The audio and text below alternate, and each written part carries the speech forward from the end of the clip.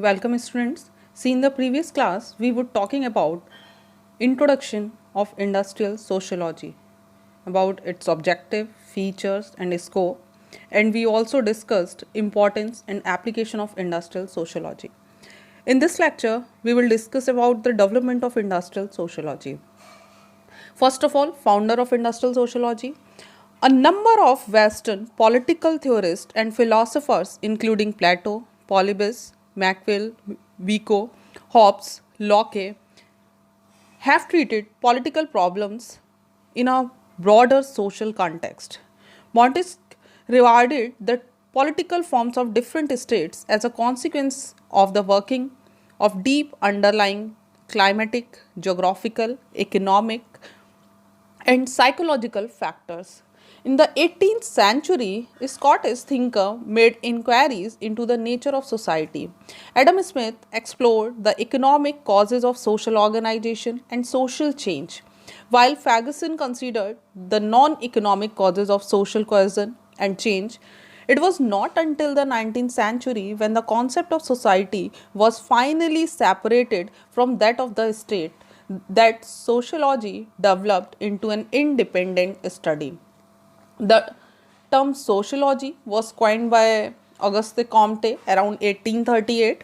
He attempted to analyze all aspects of culture, political, and economic life and to identify the unifying principle of society at each stage of human social development. Herbert Spencer applied the principle of Darwinian evolution to the development of human society in his popular and controversial Principles of Sociology. An important stimulus to sociological thought came from the work of Karl Marx, who emphasized the economic basis of the organization of society and its division into classes and saw in the class struggle the main agent of social progress. The founder of modern study of sociology were Emile Durkheim and Max Weber. Durkheim pioneered in the use of empirical evidence and statistical methods in the study of society, and Weber's generalizations about social organization and the relation of belief systems, including religions, to social action were widely acclaimed. He developed the use of the ideal type of organization that is called as a bureaucracy. In the United States, the study of sociology was pioneered and developed by Lester Frank Ward and Williams Graham Sumner. Now, stages of development of industrial sociology. The development of industrial sociological thought has passed through the following three phases, like politically speculative phase, social and historical and political phase, empirical phase. So, first of all, we will discuss about the politically speculative phase. This phase was initiated by the French socialists. At the beginning of the 19th century, Charles Fourier dealt with the question of making industrial work more pleasant by a change in the distribution of labor after a period of 2 hours and by good and clean working conditions. In 1850, Frederick Lepley published 5 volumes on Les ouvriers Europeans, in which he described the social organization of work in industry as a school of social harmony. Emile Chazin said the good industrial relations have as much economic significance as the condition of tools and machinery in industry. Chazin emphasized that economic unprofitability, technical backwardness, and bad human relations can ruin the industry. In second phase, social, historical, and political phase, this phase was introduced by the English socialist. In the early stage of the development of this phase, Robert Owen introduced the 10-hour working day into industry. In 1800, abolished child labor and commenced an inquiry into social condition in industry. In 1900, the social historian and socialist like Beatrice and Sidney Webb published their inquiries into the problem of industrial democracy.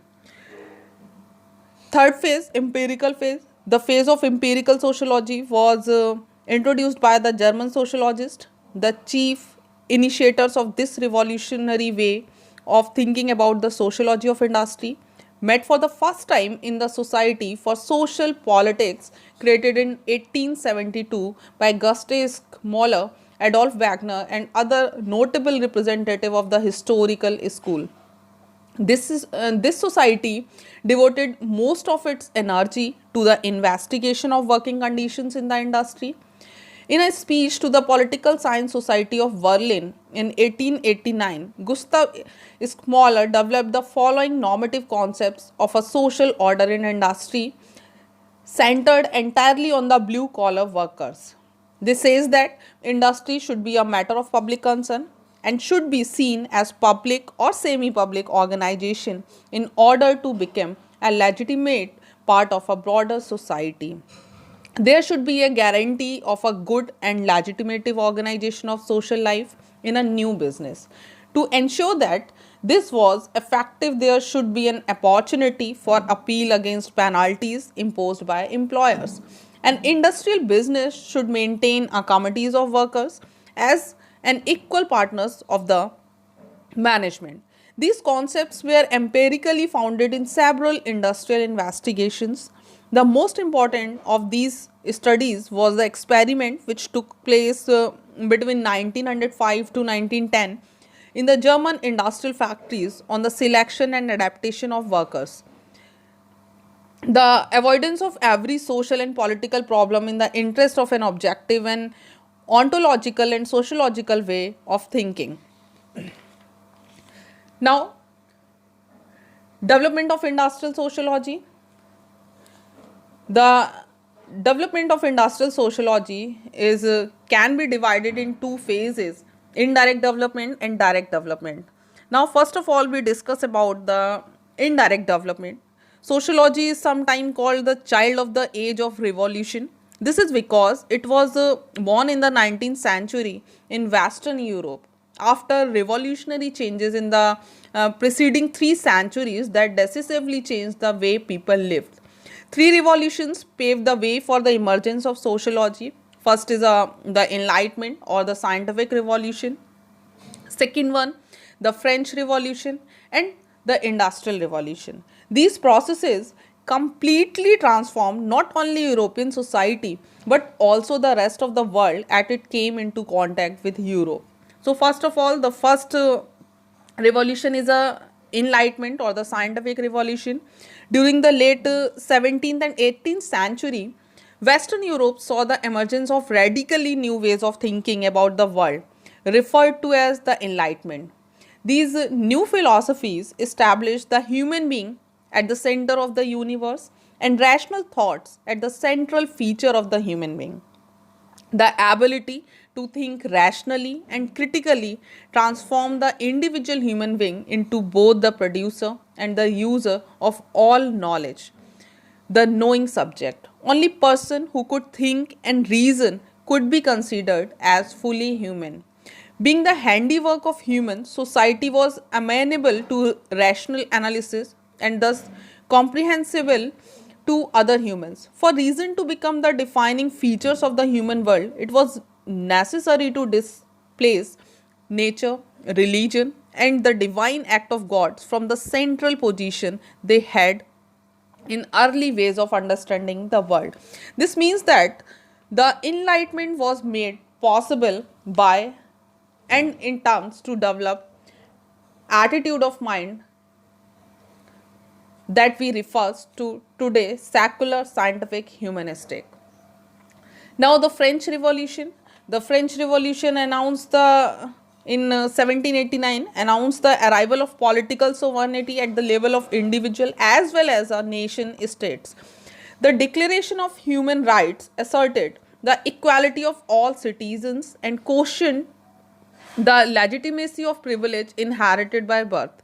It signaled the emancipation of the individual from the oppressive rule of the religious and feudal institutions that dominated France before the revolution. The peasants, most of whom were serfs, or you can say the bonded laborers tied to landed estates owned by members of their aristocracy, were freed of their bonds. The numerous taxes paid by the peasants to the feudal lords and to church were withdrawn.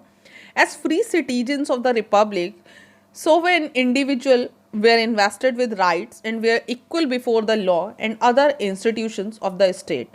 The state had to respect the privacy of the autonomous individuals and its laws could not intrude upon the domestic life of the people. New idea about what was appropriate to the public and private spheres developed during the French Revolution. For example, religion and family become more private while education, especially schooling, become more public. The nation states itself was also redefined as a sovereign entity with a centralized government. So the ideals of the French Revolution is liberty, equality and fraternity become the watchword of the modern state. State. Industrial evolution. The foundation of modern industries were led by the industrial evolution, which begins in Britain in the late 18th and early 19th centuries. It had two major aspects. The first was the systematic application of science and technology to industrial production, particularly the invention of new machines and the harnessing of new sources of power. And secondly, the Industrial Revolution also evolved new ways of organizing labor and markets on a scale larger than anything in the past. So the new machines like the spinning jenny, which greatly increased the productivity of the textile industries, and new methods of obtaining a power, such as various versions of the steam engines, facilitated the production process and gave rise to the factory system and mass manufactures of goods. These goods were produced on a gigantic scale for distant markets across the world. The raw material used in their production were also obtained from all over the world. Modern large scale industries thus become a worldwide phenomenon. The change in the production process also resulted in major changes in a social life. The factories set up in urban areas were manned by workers who were uprooted from the rural areas and came to the cities in search of work. Low wages at the factory means that men, women, and even children had to work long hours in hazardous circumstances to eke out a living. So, the modern industries enabled the urban to dominate over the rural. Cities and towns become the dominant forms of human settlements, housing large and unequal population in small and densely populated urban areas. The rich and powerful lived in the cities, but so did the working classes who lived in slums amidst poverty and squalor. Modern form of governance with the state assuming control of health, sanitation, crime control, and general development created the demand for new kind of knowledge. The social science and particularly sociology emerged partially as a response to this need. From the outset, sociological thoughts was concerned with the scientific analysis of development in industrial society. This has prompted observers to argue that sociology was the science of the new industrial society. So, empirically informed scientific discussions about the trends in social behaviors only became possible with the advent of modern industrial society. Now we discuss about the direct contribution, or you can say that the direct development of industrial sociology. First of all, we discuss about the contribution of Alton Mayo. Alton Mayo, he is the father of industrial sociology. Mayo has to lay the foundation for the human relation movement and was known for his industrial research, including the Hawthorne study and his book, The Human Problems of an Industrialized Civilization. He emphasized that alongside the formal organization of an industrial workplace, there exists an informal organizational structure as well. They explain this type of the relationship of human with this environment and the relationship of his environment with the productivity of the industries. Next contribution of next contribution of Karl Marx is Karl Marx was from Germany but spent most of his intellectually productive years in exile in Britain. His radical political views led him to be exiled from Germany, France, and Austria. Though Marx has studied philosophy, he was not a philosopher. He was a social thinker who advocated an end to oppression and exploitation. He believes that scientific socialism would achieve this goal. To that end, he engaged in a critical analysis of capitalist society to expose its weaknesses and bring about its downfall. Marx argued that human society had progressed through different stages. These were a primitive stage, communism, slavery, feudalism, and capitalism. Capitalism was the latest phase of human advancement, but Marx believes that it would give way to socialism. Capitalist society was marked by an ever intensifying process of alienation operating at several levels. Firstly, modern capitalist society is one where humans are more alienated from nature than even before. Secondly, human beings are alienated from each other as capitalism individualizes previously collective forms of social organization, and as relationship get more and more marketed mediated. And the thirdly, the large mass of working people as alienated from the fruits of its labor because workers do not own the products they produce. So workers have no control over the work process itself. Unlike in the day when skilled craftsmen control their own labor, today the content of the factory workers' working day is decided by the management. So finally, as the combined result of all these alienations, human beings are also alienated from themselves and struggle to make their lives meaningful. So Marx believes that capitalism was nevertheless a necessary and progressive stage of human history because it created the precondition for an egalitarian future free from both exploitation and poverty. So the capitalist society would be transformed by its victims, that is working class, who would unite to collectively bring about a revolution to overthrow it and establish a free and equal socialist society. In order to understand the working of capitalism, Marx undertook an elaborate study of its political, social, and especially its economic aspects. Karl Marx's conceptions of the economy was based on the notion of a mode of production, which stood for a broad system of production associated with an historical period like primitive communism, then slavery, feudalism, and capitalism were all modes of productions. At this general level, the mode of productions define an entire way of life characteristics of an era. At a more specific level, we can think of the mode of the production as being something like a building in the sense that it consists of a foundation or base and a superstructure or something erected on top to the base. So the base or economic base is primarily economic and includes the productive forces and production relations. Productive forces means to all the means or factor of production such as a land, labor, technology, sources of energy like electricity, coal, petroleum. And production relations refer to all the economic relationships and forms of labor organizations which are involved in production. So the production relations are also property relations or relationship based on the ownership or control of the means of production. For example, in the mode of production called primitive communism, the productive forces consist mostly of the nature, forest, land, animals, and so on. So along with very rudimentary form of technology like simple stone tools and hunting weapons, production relations were based on community property.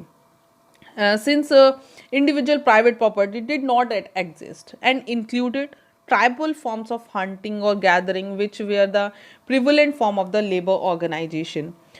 The economic base thus consisted of productive forces, and a relation of production on the base rested at the social, cultural, and political institutions of society.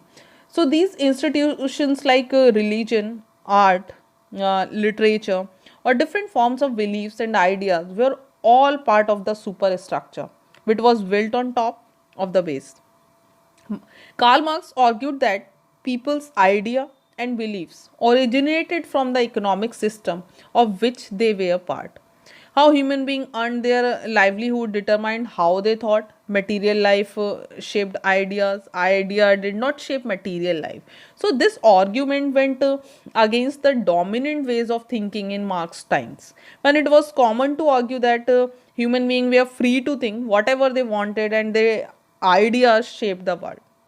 So Karl Marx placed great emphasis on economic structures and processes because he believes that they form the foundation of every social system throughout human history. If we understand how the economy works and how it has been changing in the past, he argued we can learn how to change society in the future. But how can such change be brought about? Marx answers through struggle class. For Karl Marx, the most important method of classifying people into a social group was with reference to the production process rather than religion, language, nationality, or similar identities. He argued that people who occupy the same position in the social production process will eventually form a class. Classes are formed through a historical processes which are in terms shaped of transformation in the condition and forces of production and consequence conflict between already existing classes. As the mode of production, that is the production technology and the social relations of production changes, conflict develop between different classes which results in struggle. For example, the capitalist mode of production creates the working class, which is a new urban propertyless group created by the destruction of the feudal agricultural system. Serfs and small peasants were thrown off their lands and deprived of their earlier sources of livelihood. They then congregated in cities looking for ways to survive, and the pressure of the laws and police forced them to work in the newly built factories. So the large new social group was creating, consisting of propertyless peoples who were forced to work for their living. So this shared locations within the production processes make workers into a class.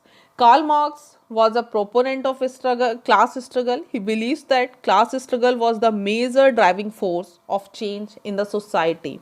In the Communist Manifesto, which was also program of action, Marx and Engels presented their views in a clear and concise manner. Its opening line declared, "The history of all hitherto existing society is the history of the class struggle." They went on to trace the course of human history and describe how the nature of the class struggle varied in different historical epochs. As society evolved from the primitive to the modern through distinct phases, each characterized by a particular kind of conflicts between the oppressors and oppressed classes. So the major opposing classes of each stage were identified from the contradiction of the production process. In capitalism, the capitalist owned all the means of production like investable capital or existing factories and machineries, land. So on the other hand, the working class lost all the means of production that is owned in the past. In the capitalist system, worker had no choice but to sell their labor for wages in order to survive because they had nothing else. Even when two classes are objectively opposed to each other, they do not automatically engage in conflict. For conflict to occur, it is necessary for them to become a subjectively conscious of their class interest and identities and also of their rivals' interest and identities. It is only after that this kind of class consciousness is developed through political mobilization that class conflicts occur. In Marx theory, economic processes created contradictions which in turn generated class conflicts, but economic processes did not automatically lead to revolution. So the social and political processes were also needed to bring about a total transformation of society. The presence of ideologies in one reason why the relationship between the economic and socio-political processes become complicated. In every epoch, the ruling classes promote a dominant ideologies. This dominant ideologies, or you can say the way of seeing the world, tend to justify the domination of the ruling class and the existing social order. For example, dominant ideologies may encourage poor people to believe that they are poor not because they are exploited by the rich, but because of fate or because of bad deeds in a previous life and so on. So, the dominant ideologies are not always successful and they can also be challenged by alternative worldviews or rival ideologies. As consciousness spreads unevenly among classes, how a class will act in a particular historical situations cannot be predetermined. So, according to Karl Marx, economic processes generally tends to generate class conflicts, though this also depends on political and social conditions. Now, contribution of Emile Durkheim. Emile Durkheim may be considered as a founder of sociology as a formal discipline. He was the first to become a professor of sociology in Paris in 1913. Durkheim considered society as a social fact which exists as a moral community over and above the individuals. The ties that bond people in group are crucial to existence of society. These ties or social solidarity exerts pressure on individuals to conform to the norms and expectations of the group. This constrains the individual's behavior pattern, limiting variations within a small range. So, Emile Durkheim suggested that by observing behavioral patterns, it was possible to identify the norms, codes, and social solidarities which governed them. Thus, the existence of otherwise invisible things like ideas, norms, values, and so on, so could be empirically verified by studying the pattern of social behavior of people as they related to each other in a society. The scientific understanding of the society that Durkheim sought to develop was based on the recognition of moral facts. He wrote, moral facts are phenomena like they consist of rules of action recognizable by certain distinctive characteristics. It must then be possible to observe them, describe them, or classify them, and look for certain laws explaining them. So, Durkheim's vision of sociology as a new scientific discipline was characterized by two defining features. Firstly, a subject matter of sociology, the study of social facts. It is different from the other sciences. Sociology concerns itself exclusively with what he called the emergence level, the level of complex collective life where social phenomena can emerge.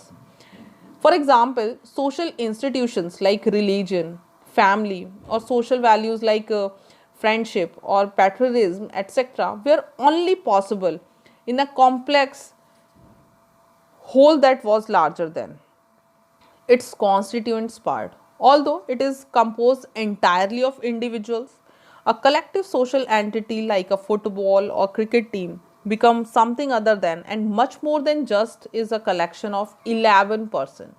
So the social entities like team, political parties, street gangs, religious communities, or nations, so on, so belong to a different level of reality than the level of individuals. It is this emergent level that sociology studies.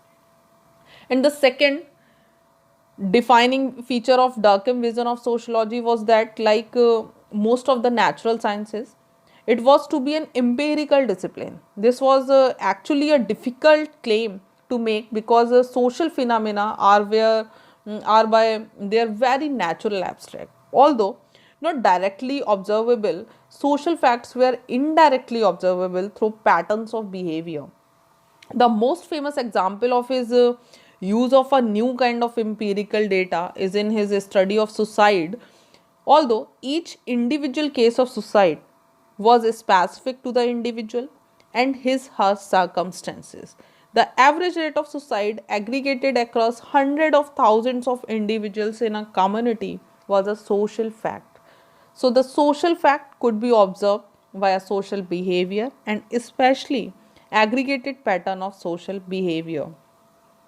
In his first book, Division of Labor in Society, Durkheim demonstrated his method of analysis to explain the evolution of society from the primitive to the modern. He classified a society by the nature of social solidarity which existed in that society. He argued that while a primitive society was organized according to the mechanical solidarity, modern society was based on an organic solidarity. Mechanical solidarity is founded on the similarity of its individuals, members, and is found in the societies with a small population. It typically involves a collection of different self sufficient groups where each person within a particular group is engaged in a similar activity or function. So, as the solidarity or ties between a people are based on the similarity and personal relationships, and such societies are not very tolerant of differences, and any violation of the norms of the community attracts harsh punishments. So the mechanical solidarity based societies have a repressive law designed to prevent deviations from community norms. This was because the individual and the community were so tightly integrated that it was feared that any violation of codes of conduct could result in the disintegration of the community. So, organic solidarity characterizes modern society and is based on the heterogeneity of its members. It is found in societies with large population, where most social relationships necessarily have to be impersonal. So, such a society is based on institutions, and each of its constituents group or unit or is not self sufficient but dependent on other units groups for their survival. So the interdependence in the is the essence of organic solidarity. It celebrates individual and allow for their needs to be different from each other and recognize their multiple roles and organic ties. So the laws of modern society are restitutive in nature rather than repressive. So this means that in modern societies, the law aims to repair or correct the wrong that is done by a criminal act. By contrast, in primitive society, the law sought to punish wrongdoers and enforced a sort of collective revenge for their acts. Now, the contribution of Max Weber. Max Weber was one of the leading German social thinker of his time. Despite long period of physical and mental ill health, he has left a rich legacy of sociological writing. He wrote extensively on many subjects but focused on developing and interpretive sociology of social action and of power and domination. Another major concern of Weber was the process of rationalization in modern society and the relationship of the various religions of the world with this process. Weber argued that the overall objective of a social sciences was to develop an interpretive understanding of social actions. So these sciences were thus very different from the natural sciences, which aim to discover the objective law of nature governing the physical world. Since the central concern of the social sciences was with social action, and human action necessarily involves subjective meaning, the method of inquiry of social science also had to be different from the method of natural science.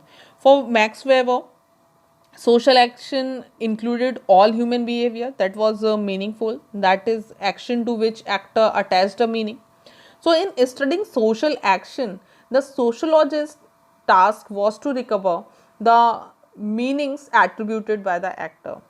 To accomplish this task, the sociologist had to put themselves in the actor's place and imagine what these meanings were or could have been.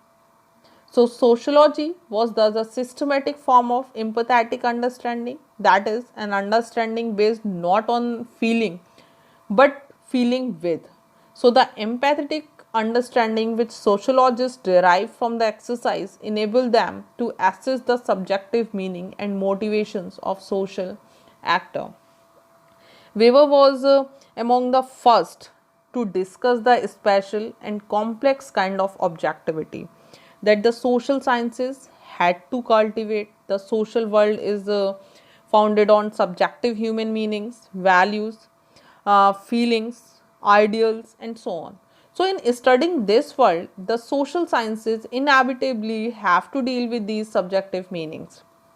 In order to capture these meanings and describe them accurately, social scientists have to constantly practice empathetic understandings by putting themselves in the place of the people whose action they are studying. But this investigation has to be done objectively, even though it is concerned with subjective matter. Apart from empathetic understanding, Weber also suggested another methodological tools for doing sociology, the ideal type.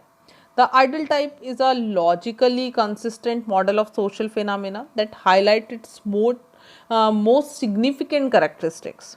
Being a conceptual tool designed to help analysis, it is not meant to be an exact reproduction of reality. Ideal types may exaggerate some features of phenomena that are considered to be analytically important and ignore or downplays other. So obviously an ideal type should correspond to reality in a broad sense, but its main job is to assist analysis by bringing out important features and connections of the social phenomena being studied. An ideal type is to be judged by how helpful it is for analysis and understanding, not by how accurate or detailed are descriptions it provided. Weber again used the ideal type to illustrate the three types of authorities that he defined as a traditional, charismatic, and rational leader. While the source of traditional authority was custom and precedence, charismatic authority derived from divine source or the gift of grace, and the rational legal authority was based on a legal demarcation of authority. So, the rational legal authority which prevailed in modern times was epitomized in the bureaucracy. Bureaucracy means an ideal organization. It is a mode of organization which is premised on the separation of the public from the domestic world. This means that the behavior in the public domain is regulated by explicit rules and regulations. Moreover, as a public institutions, bureaucracy restricts the power of the officials in regard to their responsibility and does not provide absolute power to them.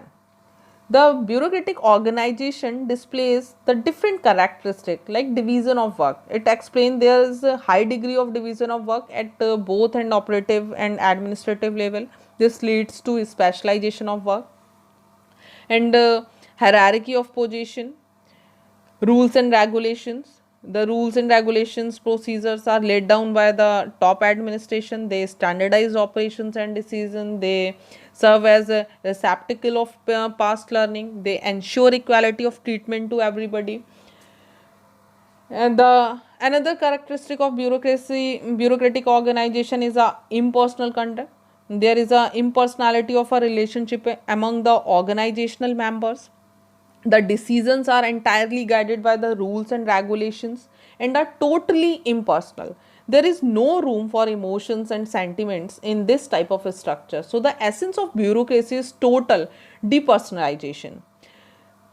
Another characteristics of bureaucratic organizations are staffing, technical competence, or official records, which is important to maintain. So the Weber's idle bureaucracy has been designed to bring rationality and predictability of behavior in organization. Because of its characteristic of division of work, impersonality of relationship, primacy of rules, employment and promotions on the basis of technical competence, etc. So it also contributes to the efficiency in operations. Now we discuss about the contribution of Harry Waverman. In 1974, Waverman wrote Labor and Monopoly Capital, the Degradation of Work in the 20th Century, which provided a critical analysis of scientific management, the theory given by the F.W. Taylor. This book analyzed capitalist productive relations from a Marxist perspective. Like Marx, Waverman argued that work with in capitalist organization was exploitative and alienating, and therefore workers had to be coerced into a servitude. For Webman, the pursuits of capitalist interest ultimately leads to disscaling and utilization of the workers, and it is the Taylorist design that is the ultimate embodiment of this tendency. So the Weberman demonstrated several mechanisms of controlling the blue collar and one white collar workforce in the factories.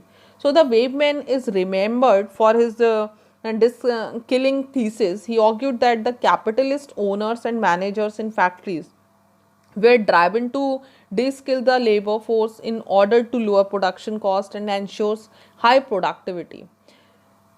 Skilled labor is cheap, above all easy to control as they are not workers directly engaged in the production process. In turn, work becomes intellectually or emotionally unfulfilling. So the lack of capitalist reliance on human skills reduces the needs of employers to reward workers in anything but a minimal economic way. So the Webman's contribution to industrial sociology has been important, and his labor process theory continues to motivate the students and researchers. Waveman's thesis was contested by the Andrew Friedman in his work Industry and Labor. Friedman suggested that while the direct control of labor is beneficial for the capitalist under certain circumstances, a degree of responsible autonomy can be granted to unionized or core workers in order to harness their skills and under controlled conditions. In 1979, Richard Edwards showed that although hierarchy in organization has remained constant, additional forms of control such as technical control or call monitoring, bureaucratic control via procedures and rule has been added to promote the interest of the capitalist class. So, in the next lecture, we will discuss about the pre-industrial and post-industrial society. Thank you.